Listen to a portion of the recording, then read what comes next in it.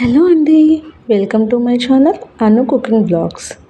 Simple వేలో fish పులుసు ఎలా చేయాలో ఈ వీడియోలో చూపిస్తాను.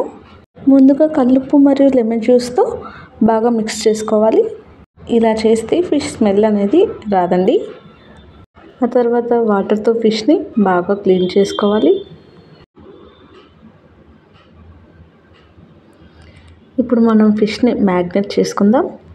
దానికి కావాల్సినంత ఉప్పు, కారం, పసుపు, అల్లం వెల్లుల్లి పేస్ట్, గరం మసాలా పౌడర్, మెంతులు జీరా పౌడర్ వేసుకొని బాగా మిక్స్ చేసుకొని ఒక 30 మినిట్స్ పాటు పక్కన పెట్టుకోవాలి.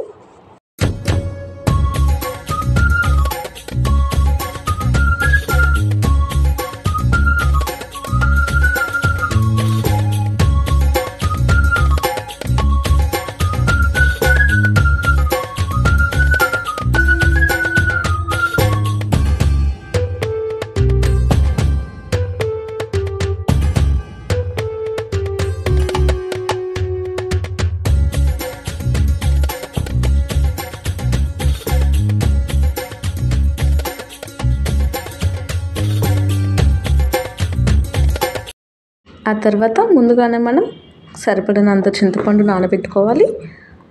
కడాయి పెట్టుకొని ఉల్లిగడ్డలు ఒక 10 వెల్లుల్లి రెబ్బలు వేసుకొని బాగా ఆయిల్లో బ్రౌన్ కలర్ వచ్చే వరకు ఫ్రై చేయాలి.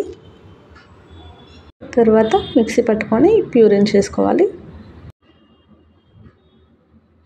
స్టవ్ ఆన్ చేసి ఫిష్ పులుసు ఫ్రీగా ఉడకడానికి ఒక పెద్ద పాత్రను తీసుకొని ముందుగా ఆయిల్ పోసుకోవాలి. ఆయిల్ వేడెక్కిన తర్వాత ముందుగా జీరా, కరివేపాకు, 2 పచ్చిమిర్చి వేసుకోవాలి. 2 మినిట్స్ ఫ్రై అయ్యాక మనం ముందుగానే చేసి పెట్టుకున్న ఆనియన్, వెల్లుల్లి రెబ్బల ప్యూరీ వేసుకోవాలి. దీనిని బ్రౌన్ కలర్ వచ్చేంత వరకు ఫ్రై చేసుకోవాలి.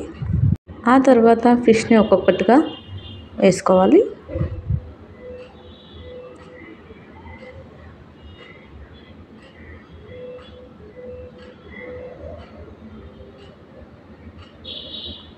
ఎప్పుడైనా ఫిష్ని నిదానంగా కలుపుకోవాలండి, లేకుంటే ఫిష్ తొందరగా ఉడుకుతుంది కాబట్టి పీసెస్ అన్నీ విరిగిపోతాయి.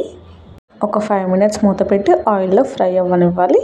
ఆ తర్వాత మనం ముందుగానే చేసుకున్న చింతపండు రసం పోసుకోవాలి. కొంచెం కొత్తిమీర కూడా వేసుకొని మూత పెట్టుకొని ఒక 5 మినిట్స్ ఉడకనివ్వాలి. మధ్య మధ్యలో చిన్నగా కలుపుతూ ఉండాలి. ఒక 10 నిమిషాలు ఉడికించుకోవాలి.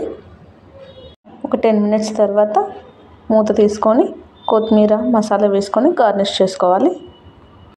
ఎంతో టేస్టీగా ఉండే ఫిష్ పులుసు వంట రాని వాళ్ళు కూడా ఇలా సింపుల్గా చేసుకోవచ్చండి.